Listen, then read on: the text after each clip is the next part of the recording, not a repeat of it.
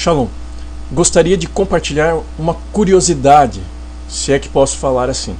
Elias e Enoque foram arrebatados para um céu sem conhecerem a morte? Vejamos. Sobre Enoque diz em Gênesis capítulo 5, verso 23 e 24. Todos os dias de Enoque foram 365 anos.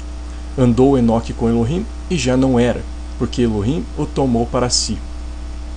E Hebreus 11:5 diz assim: pela fé, Enoque foi trasladado para não ver a morte.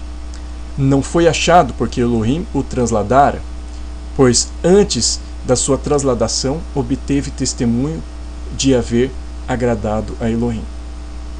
Por meio desses versos, muitos entendem que Enoque foi arrebatado ao céu, a um céu, sem conhecer a morte. Mas será que realmente foi isso? Se a todos os homens foi dado morrer, e se Yeshua é a primícia dos que dormem, como pode Enoque ou Elias não morrerem e serem arrebatados para um céu? Yeshua é o primeiro a ressuscitar para não mais experimentar a morte. Hebreus 9:27 diz assim: e assim como aos homens está ordenado morrerem uma só vez, vindo depois disso o juízo. 1 Coríntios 15:20. Mas de fato, o Messias ressuscitou dentre os mortos, sendo ele as primícias dos que dormem. Bem, o verso diz que Enoque não era mais, e isso pode ter o sentido de não estava entre nós, indicando alguém que morreu. E também está escrito que o Eterno o tomou para si. Sendo assim, Enoque morreu depois de viver 365 anos. Ele já não era mais. E quanto ao texto de Hebreus, nos diz que ele foi trasladado de um lugar para outro, para não ser morto, e não para não conhecer a morte e ir para um céu. Talvez isso indique que estavam querendo matar ele, ou por algum motivo, uma perseguição, algo assim, e o Senhor o trasladou para que ele não fosse morto naquela situação.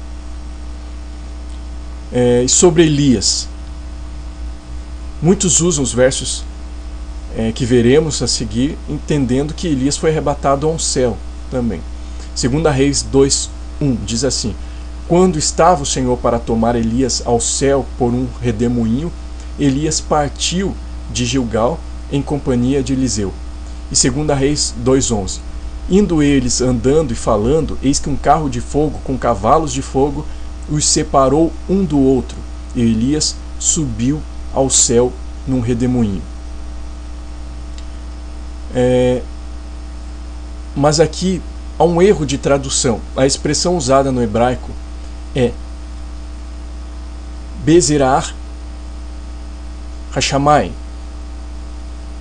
a qual significa num redemoinho dos céus, e não num redemoinho para o céu. Elias foi simplesmente levado para outro lugar e morreu como qualquer outro homem.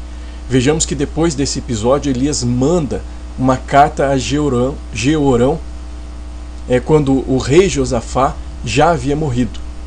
E como pode Elias ter mandado uma carta se estivesse ido para os céus?